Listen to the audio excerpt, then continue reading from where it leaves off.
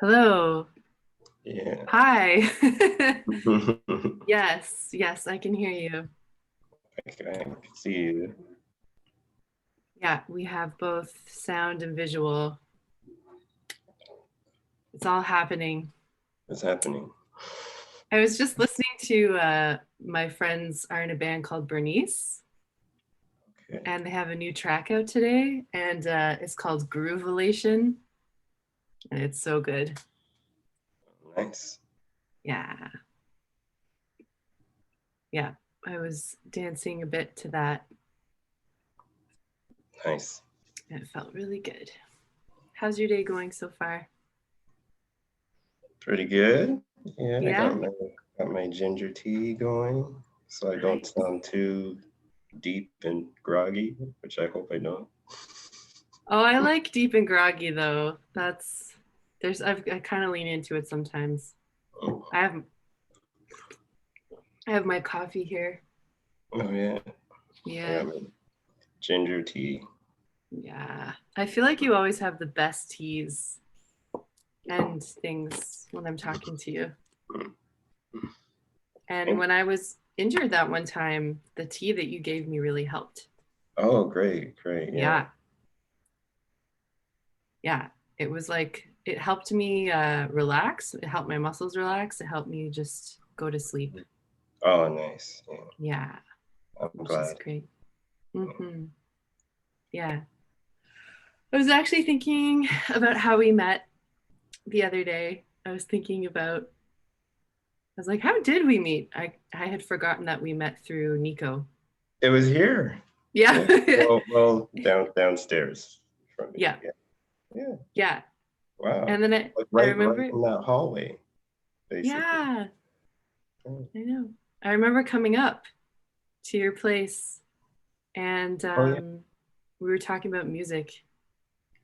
Mm-hmm. Mm-hmm. Yeah. So, Yeah. And yeah, and then you told me about your music and I looked it up right away. Yeah. and Yeah, yeah. It was awesome. then the house shows, the days of house shows. That was so Oh yeah. fun. Yeah, yeah. Your house apartment party concert. Yeah. That was so fun. That was awesome. Yeah, I miss it so much. Mhm. A lot, But a lot. it looks like your new place is pretty fantastic. I can't wait to have you over. I can't wait to have everyone over. Yeah, it's a great space. Nice. Yeah. There's multiple rooms in which to have uh multiple dance vibes happening or music or just like I like at parties where you have kind of like the more upbeat room. Then you Hmm. have a room where you can just like lie down and I have one of those like yeah star projectors, just Oh a room yeah, where you can yeah. like I remember talking about that. Yeah. I still want yeah. one of those. It's just which one to get because there's so many. I wonder maybe I could put it on and show you. It's kind of bright outside today, but I kind of have I shown you this yet? I haven't seen yours, no. Okay, I don't know if it'll pick it up because it's quite sunny out. But if I Or yeah, you maybe can I did. kind of see it. Maybe I did. I think I did see something you posted. Yeah, Yeah. it's like that, but at nighttime it's just like the whole ceiling is just Hmm. colorful. Maybe I'll just leave that there. Does it like rotate at all, or? The colors do like right now they're switching, but at nighttime I find Okay. that's kind of like makes my brain go a bit crazy, so I keep it on blue or red Oh, okay. at night. But the start like the astronomical image is just still. Oh Like yeah, the yeah, it's colors just that still. change. Okay, yeah, that's awesome. Yeah, yeah, it's almost like nebulous, like Hmm. northern light sort of vibes. So they keep shifting and changing around uh, the points of the very green stars, actually, which my brother was like, I don't like that. I need just like things that look like actual stars. But I like the green. I think it's so trippy. You Yeah, know, it's like, why can't they be green stars? I think the green hue is closer to how it actually looks apparently. Really? When it's because all the images are, touched up once it's released to the public, but when they get it back from the instruments, it's just like this kind of like matted green hue. I Whoa. don't know how it would actually be with our naked eye, but from the Yeah. instruments, it's all in a sort of matted, sort of greenish hue, and then it gets touched up afterwards. Yeah, Whoa. I don't know. It's just funny because like the moon is the moon. Well, I guess it's not quite white because the colors shift it, like Mhm. the hues of it. But it's funny to me that the stars are like green. I wish they'd made the moon like pink or something, you know? Just have, because sometimes when you look at the moon, have you ever looked at the moon before and it almost looks like pink, like a strawberry color or gold? Yeah. Yeah. This summer I saw the red. Did you see the Yeah. red moon? Yeah, yeah. Yeah. That was awesome. So cool. And I hadn't seen it like that in a while, but it was nice to see it again. And I was by the lake too, so it was just like Oh, perfect. It's awesome. where you want to be for Yeah, full moons. I want it to be summer again. Like I I just want to know. redo summer. Summer I'm 2020 is going to be the most memorable summer ever. really, Oh yeah, everyone's going to remember this summer. You you know know. what?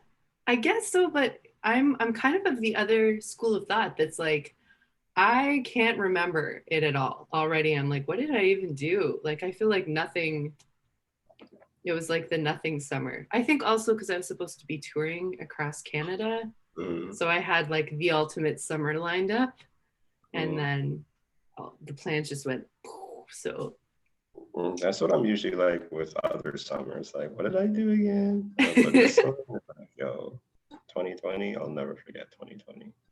well, that's good. I'm Yeah, glad yeah, to hear that. yeah. Yeah. Do you know what phase of the moon you were born under? Like Oh, by the any chance? phase. No, Yeah, like I don't know the crescent or phase. I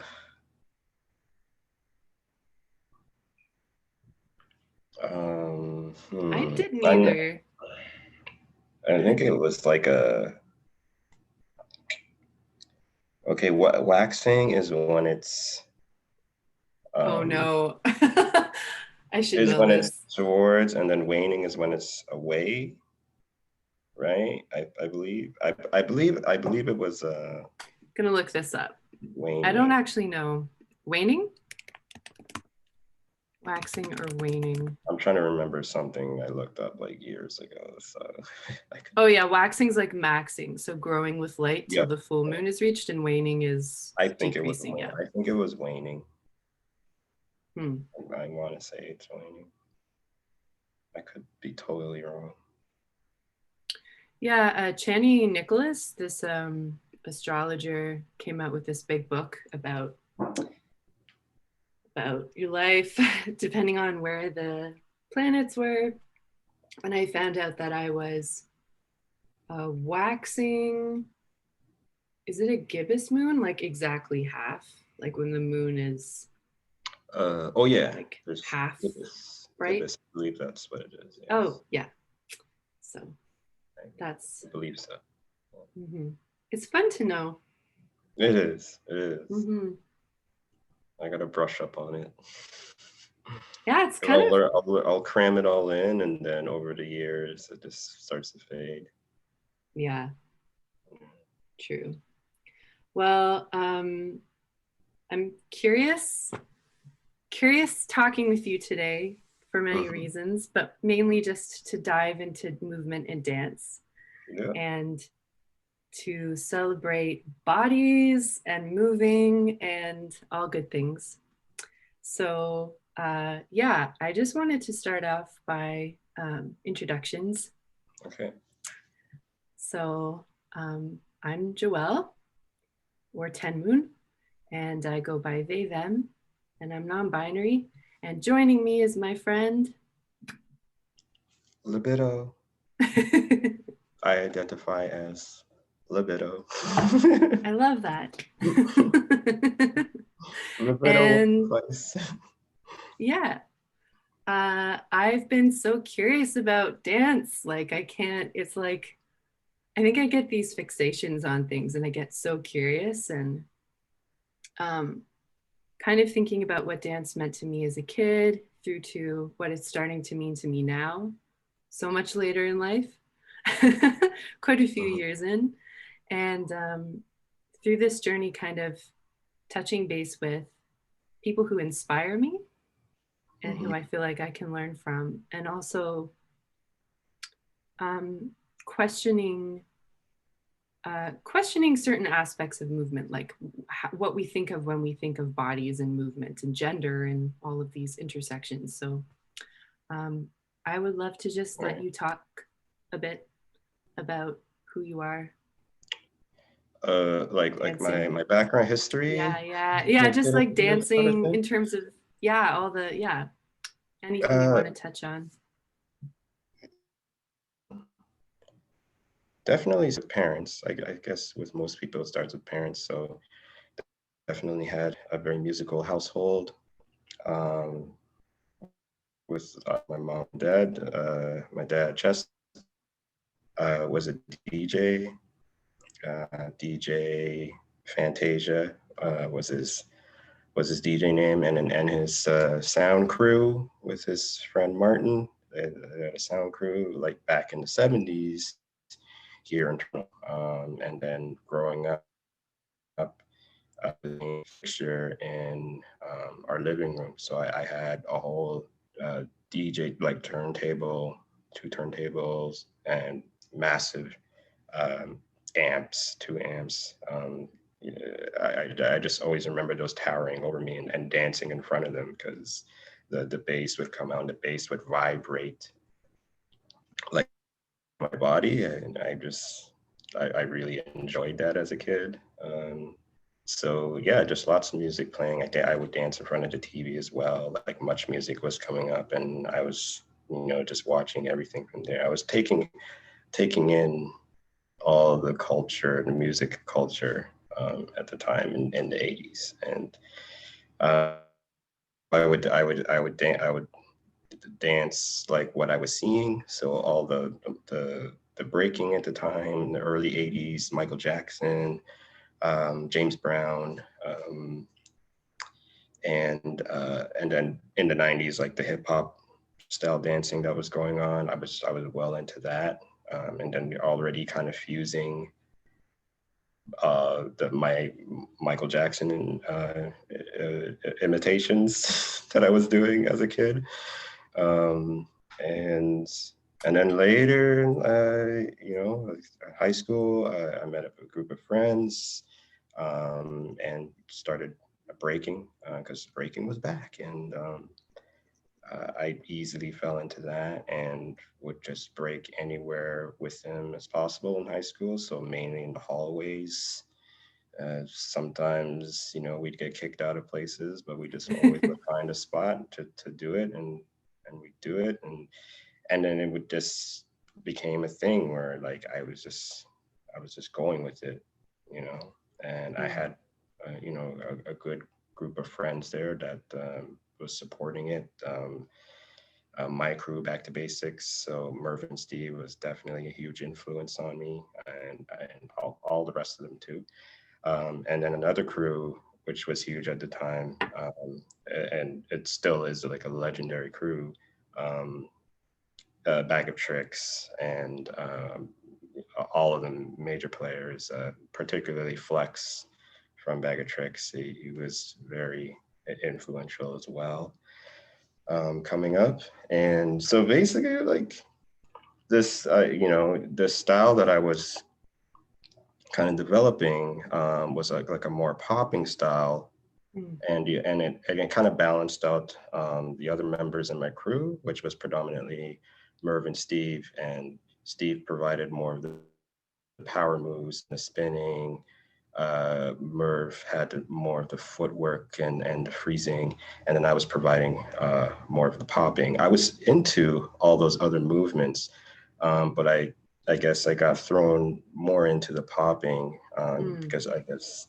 I wanted to balance out and make that crew kind of like complete by having that other element of or style of dance. So to make us kind of a complete through like crew, that's how I was, I guess, thinking about it at the time. So that's fascinating to me, like mm-hmm. how people can, you know, have these different strengths that they bring in, and then as a unit, you know, make it so much bigger. Yeah, so much more Yeah, dynamic.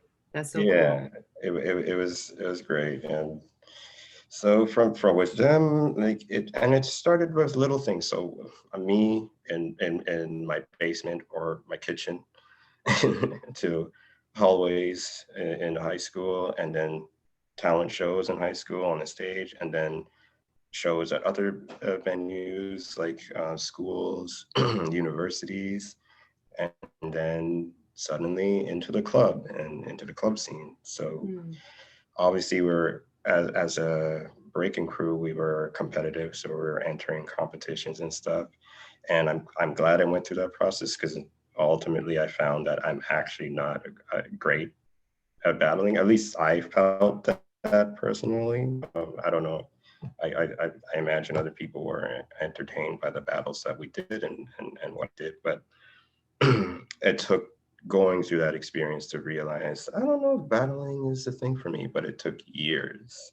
But I'm glad I had all those years to find that out through Back to Basics and dancing with them. What is battling like to be in? To be like for you, how do you want to speak to that Yeah, a bit? Because I'm yeah, fascinated. yeah. Yeah. Well, I mean, to the outside, like the audience, obviously it's competitive. There's probably more than likely there's beef, and there was a lot of beef back then with different, and you know that's a way to sort of settle it is through your dance and through your movements. So that was the beauty part, or like the good aspect of the culture, like the hip hop culture and the dance culture and battling in general. It's like, you know, you set it all, you'll settle your beefs through your movements and whatnot. For me personally, and especially looking back at it, I always found, because I realized there were dances there that were battling and the battling to determine who's the best. For me, I never thought that anyone is the best. Like anyone could beat anyone. Anyone could win or lose. And I felt battling was you're you're essentially battling yourself. You're going in and doing a round better than your last round. It appears as though you're doing a better round than your opponent's round, but your opponent is just a mirror to you know, heighten the situation, to give you the opportunity to pull out your best rounds. So you know the whole aspect of an opponent brings the best out of you, but ultimately I'm battling to be at my best, not to be the best. So that's the Right. way I look at battling. Yeah. That's beautiful. Um, yeah. Well, I really like that. mhm. There's a similarity with music competitions Oh, in a yeah. way. I hated them. I hated Okay. anything to do with like music festivals or competition, and I stopped doing them. Similarly, took me a little while to figure out like this isn't for me, because I didn't like the idea of like some judge comparing also like uh different performance aspects, when I felt like it was just like, what can I learn, what can I do to be better or my best. Mhm. But I didn't need a competition to do that. Oh, yeah. Yeah. But I understand the whole, you know, the premise. I Yeah. understand the benefits of putting on a competition and you know the results that you can get out of it, you know. Other people go into it for other different reasons, but True. you know, there's a lot of ego in there, in a lot of competitions, for better or for worse, you know. But it's not for everyone. Yeah, but it's not for everyone, Yeah. and going and participating in it helped me realize that. So I'm glad I was back to basics. I was glad I did battle and enter battles when we did. But the showcases is what really grabbed me. And I found I was more passionate about.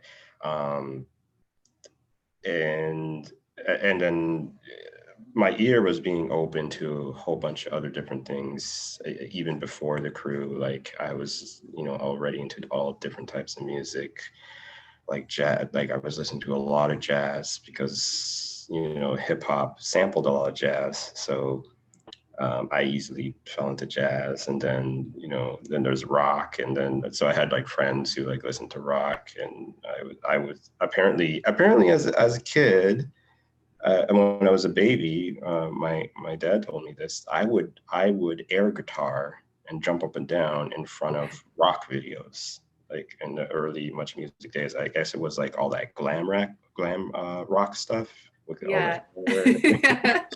Apparently, I could only imagine his Eddie Van Halen jump, because Yeah, yeah, that totally. I'm jumping up and down and air guitaring to it. That's So, rad. yeah, that's the first kind of dancing that I Mm. was doing, was like rocking out, jumping up and down, like pogoing and stuff, and air guitaring. Which is kind of interesting to hear. And it's fitting because ultimately I joined a rock band in early 2000, like a band called the Salads. Amazing experience I had with them. Mr. D, Chuck D. Daly, Dave Z, and Grant, Dusty Luxury, all of them incredible guys. And did some touring with them, you know, across Canada. Lots of adventures, lots of stories that I can't even get into. But Can only imagine. Touring is like a very specific thing that you only know if you tour, you know. If you know, you know. Yeah. Yeah. Yeah. And were you dancing in these shows? Like, yep, I danced live. So cool. Like every single show. Wow. Yeah. Was incredible. it different every time, or? Yeah, it was like differently the same. So, because that really like those experiences really cemented my freestyle or improv style of dancing. Like I was already doing it with Back to Basics, but then with the Salads and touring and doing the amount of shows that we did and the amount of touring that we did, many different types of stages. So I got used to different types of environments, and in the videos we've done too. So even in the videos, but yeah, my my style is freestyling. It's all improv. It's all on the spot. So what you see is like happening live. Nothing's choreographed, and it's fun because I would rehearse with them too, like in Cherry Beach studio. We would rehearse, but even then, I was still freestyling. I was just, the more I listened and performed with the music, the more I can figure out things and like where to position myself on the stage and go. Oh no, you froze. Yeah. Oh, did it You freeze? froze for just for a second. I was like, no. You said you were saying the more I in my freestyles could learn to position myself. Something about position. Oh yeah, like position myself live amongst them. Yeah. So I was kind of like a free spirit. Like I moved around a lot on stage with them, and the more shows and more rehearsals we kept doing, the better I got at it. And we started coming up with different themes and stuff. Wow. And yeah, it was quite an experience. I learned a lot from that band. They're an incredible bunch of guys. It's a huge part of my life. I really wish I could have caught one of those shows. Truly, that would have been so much fun. Yeah, like a lot of them were in Reverb, which is no longer right. around. Early Alma combo, which I'm glad to come back. But like, I think the Alma combo was the first time I performed with them. It was at Alma combo. That place has a lot of history. A lot of history, yeah. Yeah. It was like upstairs one with like the yeah. I played one show at Alma combo. Oh yeah. And yeah, I love it. I love it so much. Yeah. Did you play the upstairs or the downstairs? Upstairs. Okay, yeah.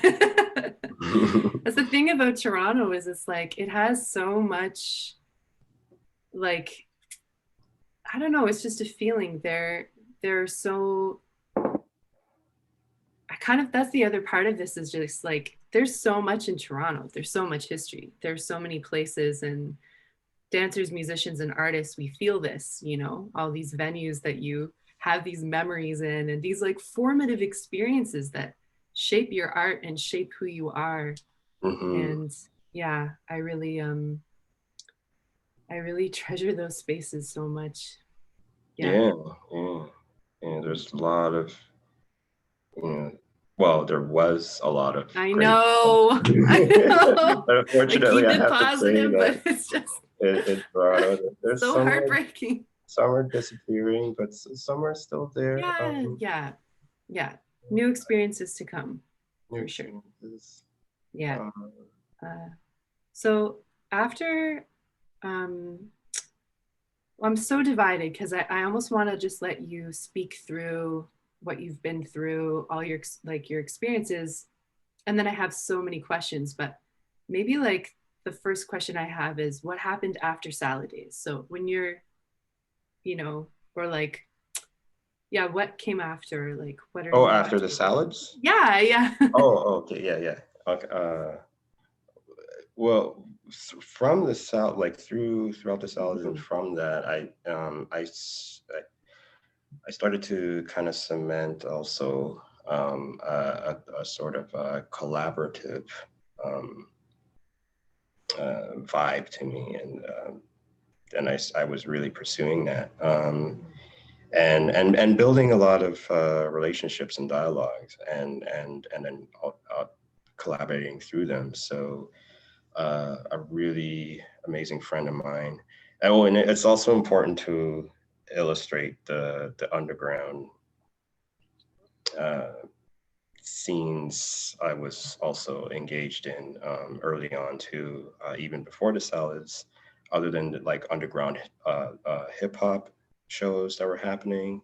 I remember particularly there was like underground hip hop shows that were happening at Comfort Zone, and when I was with Back to Basics, we were doing a lot of battling and shows there.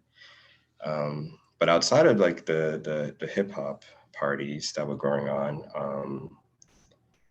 also DJ Face, who's responsible for a lot of the nights I was going out like on a weekly basis, a lot of that. But outside of that, there was a huge rave scene that I was getting into. A friend of mine, John Boy, got me into that scene, introduced me to jungle music, and I was all in. And anytime a rave was going on, I would go straight to the jungle room. Jungle music was huge influence on me. The style and the movements there was definitely influencing me. music as well. So there was that, and I met some amazing people there. I met a lot of amazing, a variety of people, and there was an awesome like queer community within the rave scene as well that I met. I met a really awesome person. I refer to her as Tangi. She was a huge influence in my life.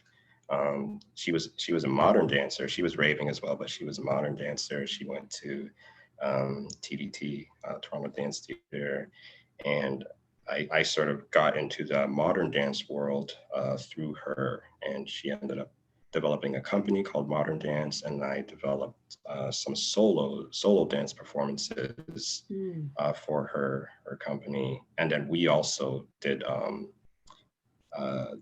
dances together, like duos together, and we had like a routine together, which became very popular. It was like a marionette routine, and Cool. yeah, we were kind of like these marionettes, like puppets, and like someone actually had to put like a quarter in like this like a box machine that she kind of like made. Yeah, she like made she got really artistic and made like the background and everything, and we had like the costumes, and we were like in our puppet poses. That was actually a really popular one that we Like met. creating a whole world. Like, yeah, that's so Yeah, amazing. That's magical. intertwined is what it was called. Yeah, and that was probably like one of the ones that we did the most for. Intertwined? Yeah, that's what we named it, intertwined. Yeah, Intertwined. Oh, yeah, cool. yeah. Does any footage exist of this still? Yeah, I believe Yeah. so. I believe Okay. so. If I find any, I'm sure I could Hmm. reach out to her and see if she has any, and maybe I can send it to you. That's so cool. Yeah, but experience through her company, Event Horizon Dance, was incredible. I learned a lot from that. And then I was collaborating with other established artists as well. Uh, and in music videos. So a lot of music videos I did was for Chaos. Started collaborating with him. Uh, Other artists, there was like Zaki Ibrahim was a big one, and yeah, there's quite a few others that were just more like one-offs. But that was the transition of like or the growth of like the collaborative dancing Hmm. that I was doing, and the more I felt, more people I felt I was collaborating with, the more it just opened me up, because I started collaborating with musicians and stuff as well too, Hmm. violinists and drummers. Um, yeah, it was Um, great. okay, two things. One, I was so into chaos for a while.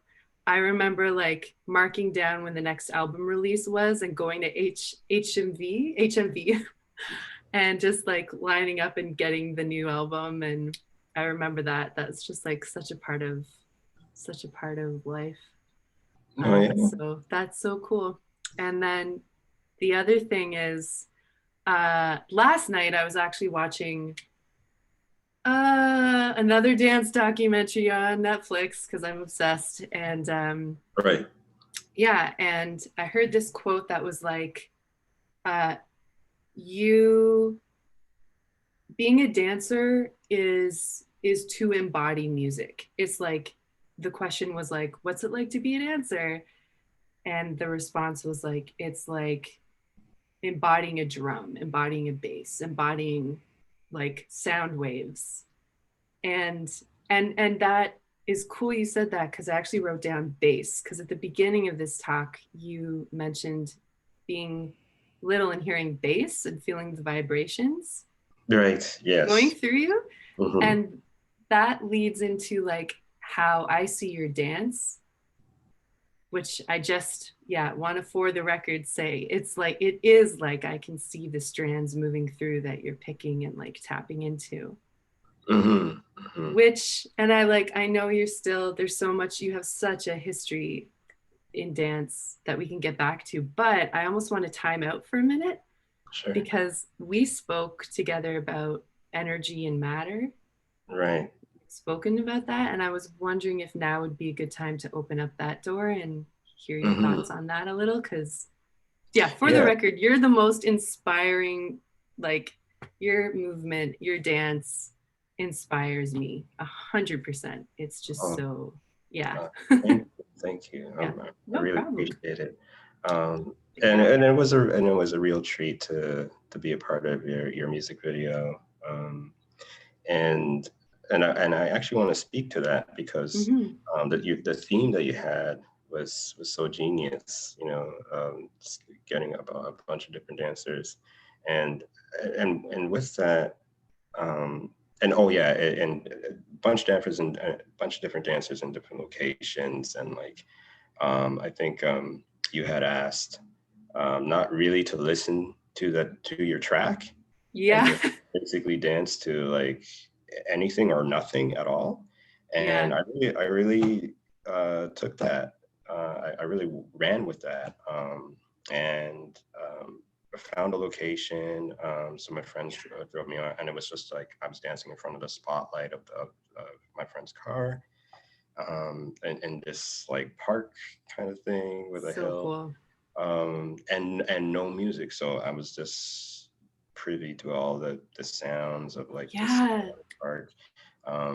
So there was no music, no sounds, no sound vibrations to come through me. So what, am I really dancing to? Am I just running off of memory, or is it in your body by this point? I think that's where I was gonna get to. Like it was just present in my body already, so I could just pull it out, which is what I find beautiful about dance. It's like this ongoing inner dialogue, a language that is bodily, and it utilizes the relationship between energy and matter. I feel, and the way I visualize it is this constant figure 8, like the bottom is like matter, and then it goes into energy and transitions into matter, and then back into energy again. And it's in a constant state of flux, energy and matter. And I'm, as a dancer, I'm here to dance between the elements of energy and matter, like on a consistent basis. Yeah, so things like that help me further realize that. There's other things that help me realize that as well. Like this whole concept I've been thinking about for the past couple of years, like 2 years or so. But there was something, an experience that helped me realize this dialogue is occurring. And I'd like to touch on that at some point, but for sure. We can actually now if you want, but I'll just interject for anyone who doesn't know what we're talking about. I made a music video for my song Atoms, and I put out a call to like just anyone who wanted to submit a video under a single source of light of movement, and that's what we were just talking about. So yeah, you can check it out. It's called Atoms, which is funny, you're talking about energy and matter. And the name of the song is literally Atoms. Like, so, yeah, and there's a part of that video that I want to come back to in terms of gender stuff. So maybe what we can do is like, let's touch on what you want to say, and then we'll come back to this, and it's all in here. Okay. Well, I guess I'm fast forwarding in like my dance history a little bit, because this is wait, which is that okay with you? Yeah, that's fine. I mean, what is time anyway? Time is an illusion. It's total illusion. Let's fast forward. Let's go to the future. Which is still the past, because like which is still the present. It's all just the present. Still past and present, So there's a lot of influences and inspirations in my life, which I've just mentioned quite a few of them that are in my life, that are people that, you know. Um, Another influence that I would like to illustrate is something I've been exploring recently is psychedelics and particularly psilocybin mushrooms and high doses of them, Mm. which is what I do. Disclaimer, I don't condone any uses of any illegal substances, so please be responsible. Um, that being said, I had the opportunity to explore these altered states of consciousness. And when I did, these high doses, one of the main features I remember is dancing for hours. I mean, Mm. I danced for 6 hours straight. Whoa. And I'm sorry, 6 hours straight? great. Like no breaks. No breaks. And it Just was 6 hours. all fluid. And I was doing, Oh. it was a mixture of my own movement and Mm. then other movements that reminded me of, it seemed a lot like martial arts. It Mm. reminded me a lot of martial arts, particularly Tai Chi, which is interesting because I'm also inspired by martial arts. I actually took like martial arts like back when I was like in Did not know that. We'll teenager. have to talk about, even off camera, let's get back to Tai Chi at some point because Okay, I'm, okay, yeah. yeah. That's okay. So I Yeah. felt like the entities I was seeing there, they were just observing me. And I didn't even realize that they were entities at the time. In the psychedelic culture, it's referred to as machine elves.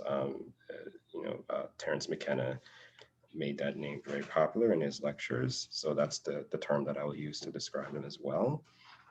But I felt like the movements was kind of like an open dialogue that was occurring, and I'm still unpacking all of that information and knowledge that was being shared with me through movement.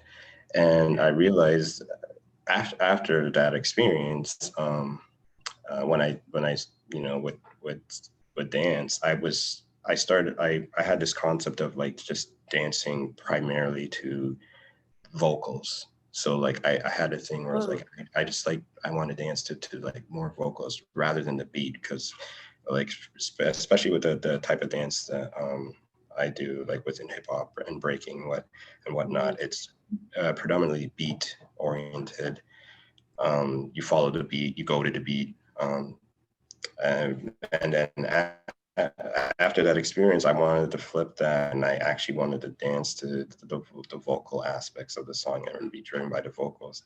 And I felt it had a Wow. lot to do with that experience because it's like I felt like the entities in their language is meant to be seen, not just Mm. heard.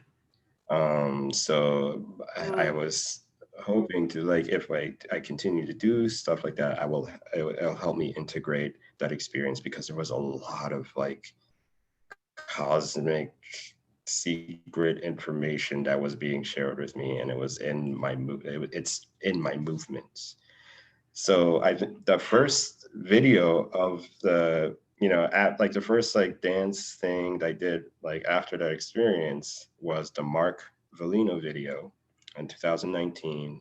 Did a video with him. I've been wanting to do a video with him for a long time, and I found a location to do it, and then January of that year we did it, and then it was Wow. out. So that video has that video. If you watch that video, I'm I really have. trying to Yes. emulate what I was receiving Wow. from the entities and my experience. I don't know if I Wow. accomplished it, but ever since then, any show that I've been doing, I've been trying to emulate my psychedelic experience, because I'm still trying to unpack all that cosmic stellar information that was just being Mm. downloaded into my movements, and I've been doing it ever since throughout my performances since last year. So if anyone's ever seen me in anything that I've done particularly with Slowfish Sound, Mm. any of our shows, especially Alternate Forest, which we did and we premiered in 2018, and we did again, or sorry, 2018, and then again in 2019. Um, I was definitely trying to emulate that in the second Alternate Forest show, and any of our shows that we do together. I could also talk about working with Selfish Sound at some point as Yeah. well too. Like another Yeah. huge influence in my dance life career is our collaboration that we've been doing over the past few years. So he's a composer, producer, turntablist, and one of the main things I like about um, our shows and what we have going on is something that you don't normally. It's like the DJ and hip hop culture is usually like in the back or on the side of the Mm. stage, and it's kind of like a Yeah. added effect kind of. But Mm. with us, like front and center Yeah. is the decks, and it's a main fixture, and the show derives out of like what he does with the turntables and effects and stuff. I've seen So I've it's been seen really some. great collaborating with him. Yeah, I would love to hear more about your experience. I've watched so many videos of you dancing because it's just so I'm always like, I can't be more mind blown. And then I watch another video and I'm like, I'm more mind blown. Like it's so, there was one where you're behind the turntable and emerge and kind of come around the side and out front.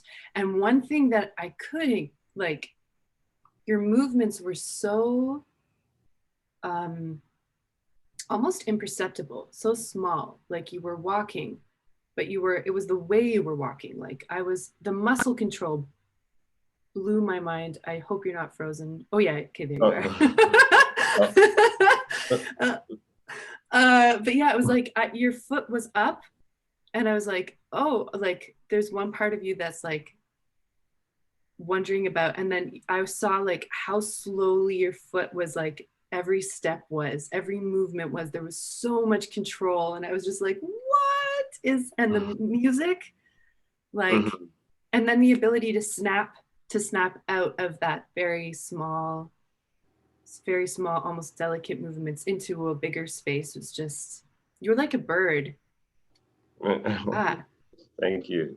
yeah. Yeah, we there's a lot of like layers. There's a lot of storytelling, first of all, Mm, with our sets, mm, and Sheldon Patterson. He has this ability to uh, you know, there's a lot of textures with like the mm, sounds that he creates live. That's another amazing thing. We're both improvising live. What he's doing is live, like the scratching and the samples and stuff, and the beats that he's doing, like mm, these little hand beats that he's doing is all live, and it's incredible for me because I'm reacting to it on the spot. So every show we do is different. Every a collaboration we do with other companies, particularly sound streams for Electric Messiah, every show we have done with them has been improv. And when audience members come up to us afterwards and say, "Oh, how did you? That's great choreography," and we'd look at each other and be like, that wasn't choreographed, but we just did that all live, and they're like, "What?" oh my God. That's so, yeah, it's alchemy. It's total alchemy. Like, Oh, yeah, I yeah, great seeing word it. for Yeah, it's just like, it kind of, it's so cool in a way because I'm brought outside of whatever duck feet thoughts are paddling around inside me, outside myself, into like totally immersed into what you guys are doing. It's just unbelievable. It's so beautiful. And I can't wait to see it live. And I'm it. so bummed that Electric Messiah isn't like, COVID-19, it's not happening live this year. Mm-hmm. But do you want to But speak to that? yeah, Yeah, but fortunately, it will be filmed. cool. Well, I will be shooting next week, and I think the music recording is actually happening now as we speak, Wow. and the singers and myself will be filmed in different locations in Wow. Toronto next week, and then it will premiere via the Soundstreams website December 17th and all their media platforms there. So yeah, I'm really, really excited about that. It'll be, uh, you know, this will be my 6th year um, uh, Mm. Wow. performing the Electric Messiah. Um, really, it's really great because it's a classical piece that everyone knows, Handel's Messiah, um, and I feel like it's important to like retell or like revision a lot of these like classical or like classical symphonies or compositions or and even ballets and stuff. It's very important to like retell these stories with a new lens, Mm. um, and having the opportunity to do so with an amazing company like Soundstreams has been really awesome. And then it also gives me more opportunity to collaborate Yeah. with singers.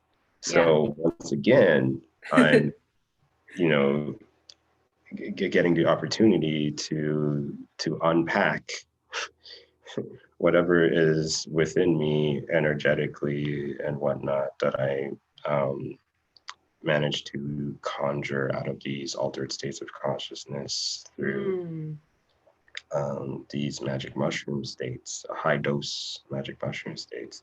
And I really love dancing with opera singers. So through Mm. Electric Messiah, I've had the opportunity to dance with several over the years. I've recently collaborated with a company, Opera In Reach, Mm. um, with Andrew, and uh, so he invited me to do um, some dancing with opera singers in the company. Uh, Andrew. uh, Andrew Albridge, I believe his last name is. Cool. He's a part of Opera In Reach, Mm. and I'll be performing with him, and for Soundstreams, Electric Messiah, this Mm. year as well. We did last year. That's how I met him, Mm. and we'll also be doing it this year. Because the But singers, sorry to interrupt, but the singers are like the musicians always change, right? Like you said, it's different every year, or how does that work? some actually it was more the singers changed. Okay. Some of them have been the same. Jonathan has been there since I started. But the singers kind of revolved. Mm. The musicians are more or less the same. I think it changed like 1 or 2 times. Um, but every show each year it has been slightly different. Cool. And the artistic director we have now, and we had last year, Rob, has been incredible, and in terms of doing a revision of the performance that we were doing in the Drake Underground. So his contribution has been incredible, and it's been really great working with him as well. The whole team at Soundstreams has been incredible. And yeah, and so like performances like that, it's like from when I started, so back to basics, breaking through, and then like to where I am now, it's just been it's been one amazing ride, you know, from back to basics, the salads, videos, it's chaos, and the Event Horizon dance through my dear friend Miranda Abbott, Tangi. All of these experiences is culminating, and I just unpacking and or further developing this dialogue. And I guess maybe that's why when I was in this altered state of consciousness, this other dimension, when I,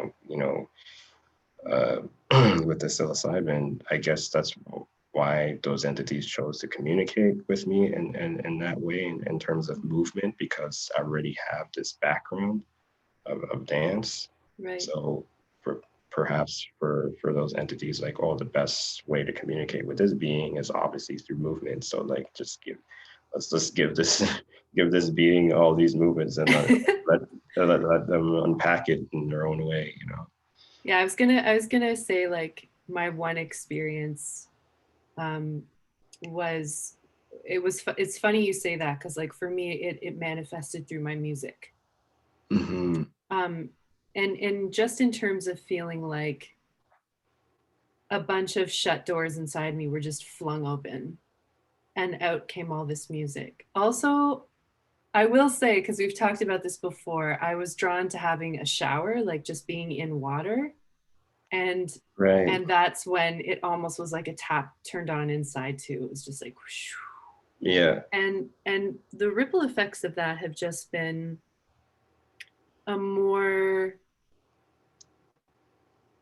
I don't even know the word for it, but like maybe a more connected approach to my music, or the realization that it's just there. It's just there. And the cool thing about movement is I feel like it's together. It's all together. Like when I move, and the reason I asked all of you guys to just move without sound or to whatever and not to the song was just, I feel like, yeah, it's just in us, the ability to move, the ability to connect, the ability to listen and like be goofy and be silly and try different things. And it's just so cool. Yeah, it was just more like an open connection to that, which has always been.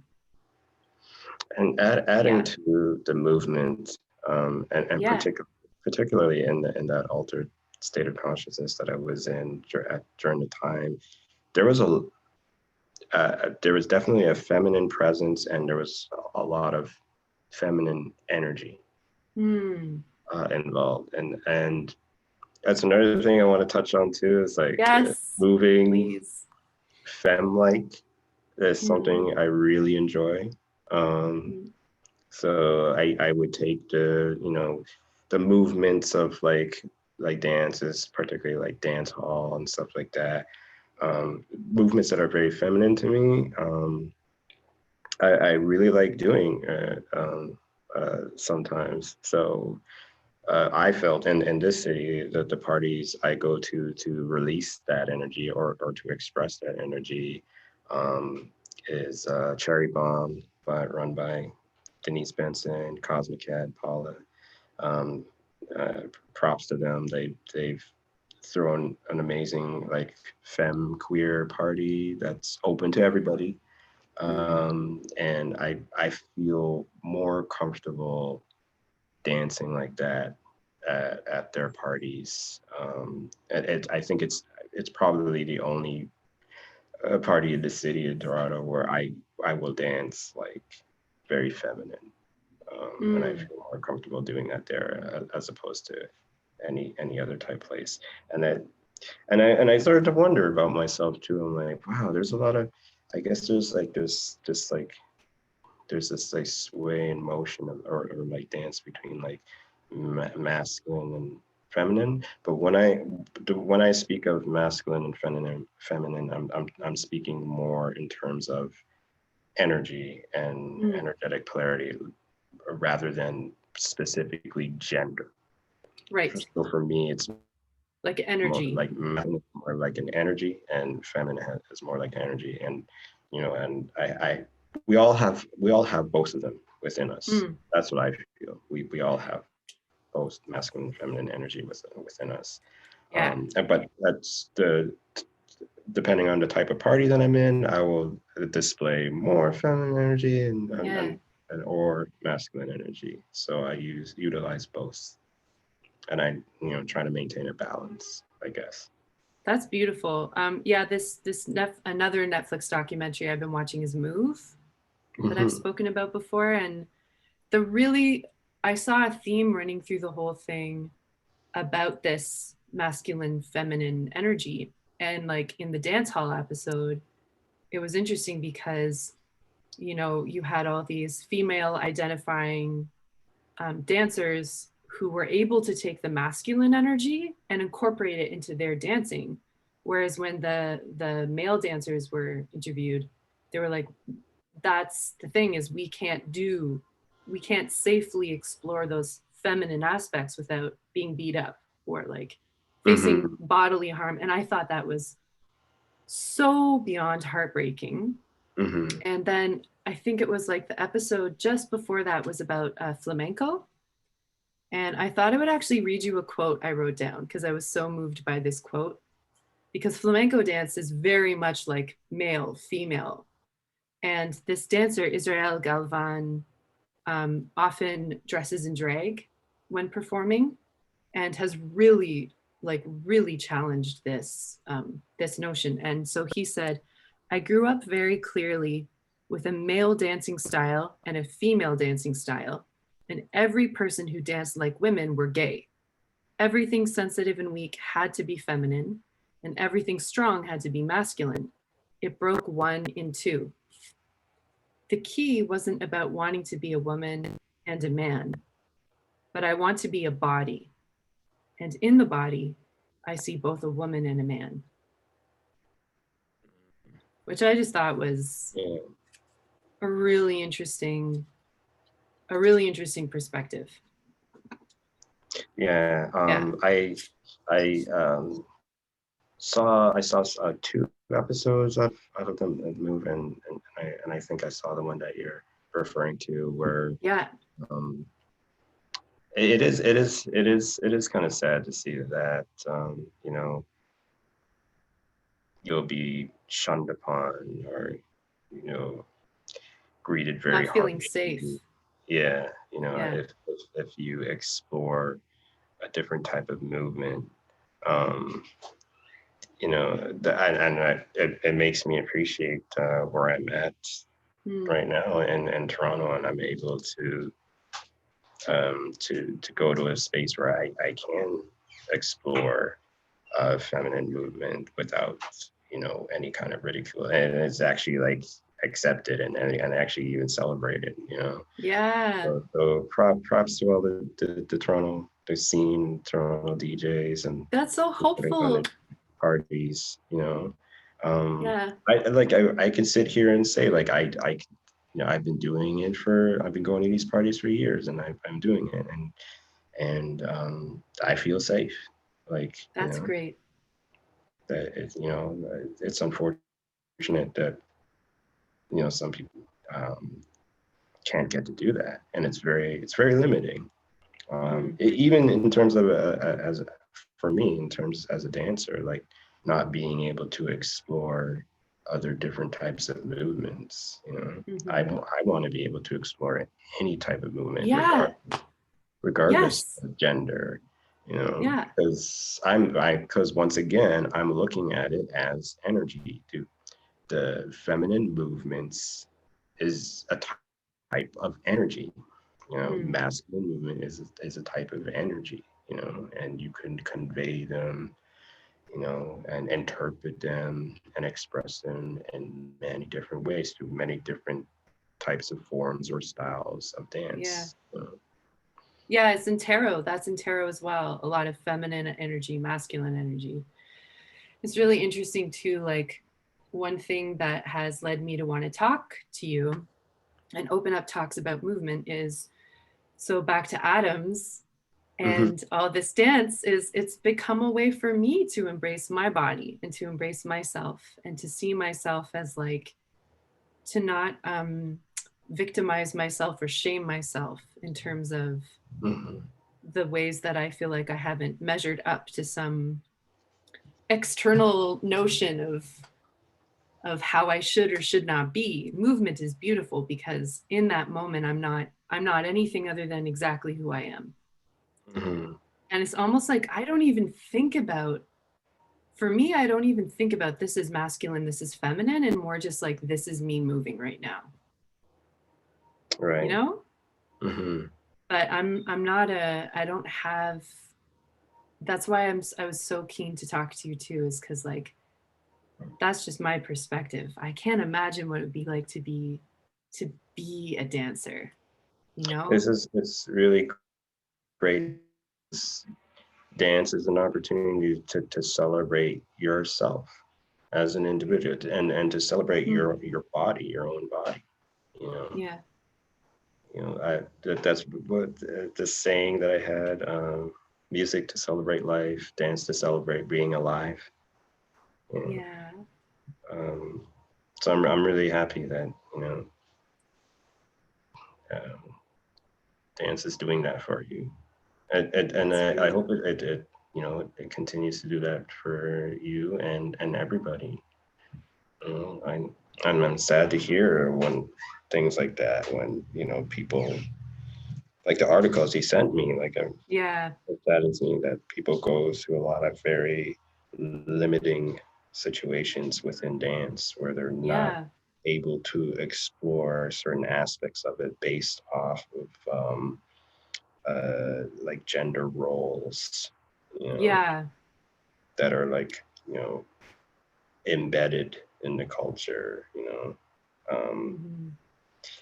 With breaking, I don't really see much. That's I think that's one of the things that's been attractive about breaking or like hip hop dance is that like anyone can do it, any race, uh, any size. It doesn't matter what size of your body is. You could have missing limbs and still do it and still break. Um, Props to Lazy Legs, Luca, one of my favorites. And Ill Abilities, his crew, so inspiring. That's one of the things about this dance. There's no limits to this Mm. dance. It's one of the things I loved about it. Um, uh, yeah, I don't really find that kind of like limitations and gender role like enforcement within that dance culture.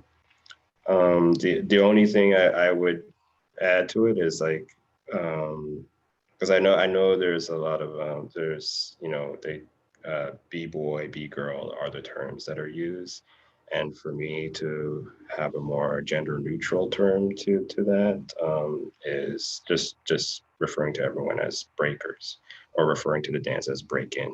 So Mm. throughout this interview, I've just been saying breaking. Yeah, I um, noticed. Yeah. drop the G. So breaking, to assign it more to the dance rather than Mm. the literal term breaking. But I find that's, for me, that's a more gender neutral way of Yeah. calling the dance. Right.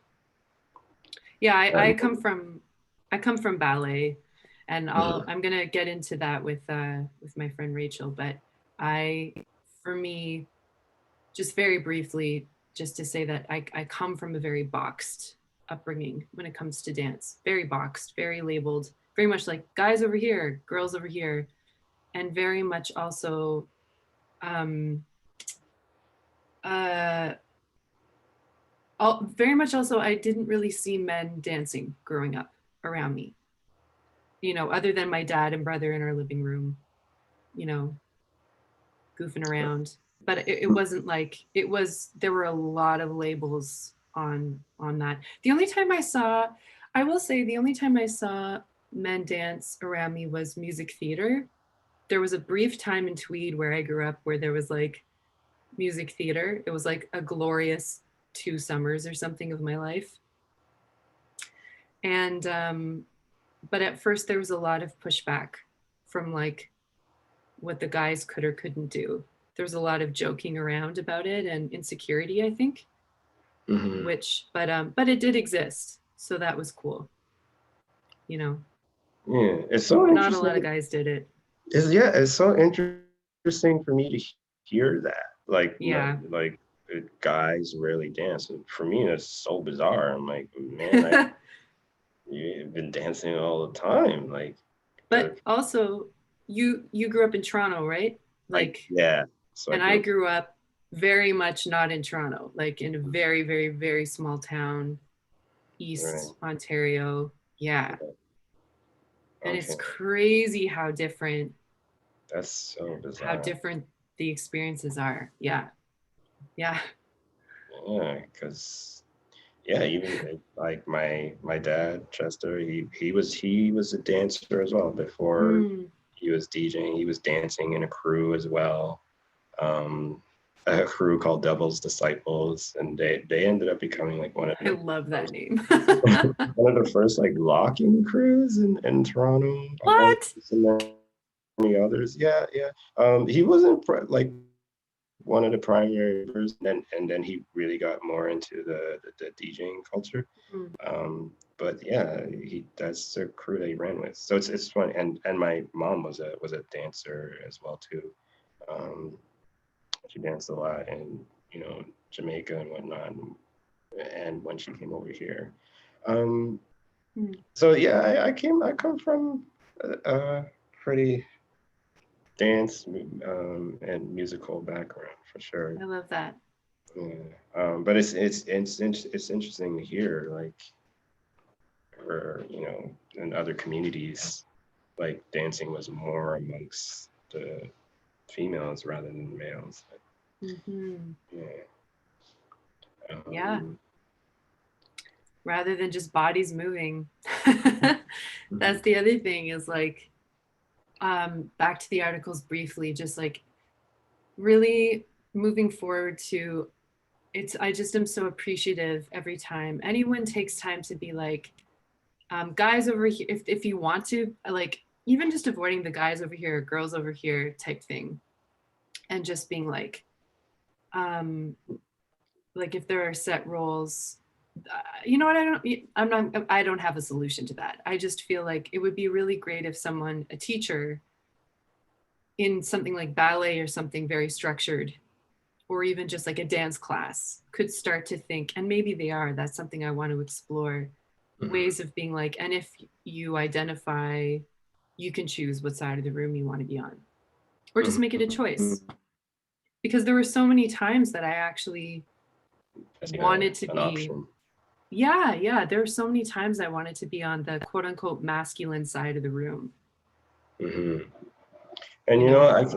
I've after seeing these articles and stuff, the very fact that we are having these conversations, I Yeah. feel like it is changing, or it will change ultimately. And I'm glad these conversations are occurring, Mm-hmm. because that's the step. It's a step forward to making these changes can happen, and it's giving people the opportunity to voice the concerns regarding these issues. So I'm really glad that you sent me those articles. I'm really glad those articles are even made, Me and too. that these people are expressing that, and this is just a step to making these changes start to happen, because I think they do need to happen. Mm-hmm. Um, and these conversations will, I think, is a step forward to making them happen for sure. So the Stories, future, sharing our stories. yeah, sharing stories, definitely. sharing the stories through voice or through movement. You know, I'll Thank take you it. for sharing your story. Thank you for joining me and for talking and sharing. And I have learned so much being your friend, and just like your artistic, the levels of artistic inspiration you ripple out are just immeasurable, I think. So thank you very much for your generosity. Thank you. Thank you so much for this. I'll see you soon for a walk. All right, cool. Thank you. All right.